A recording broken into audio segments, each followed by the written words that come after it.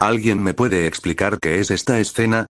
Es una serie de preguntas y respuestas en el Petex Becher. Vi esa parte en la página web de la radio-televisión eslovena, y digo esto porque, bueno, es cierto que también tiene una aplicación, pero la app no está disponible para países fuera de Eslovenia. Si están fuera de ese país y querés ver programas completos de Petex Becher, solo lo podrán hacer a través de su página web.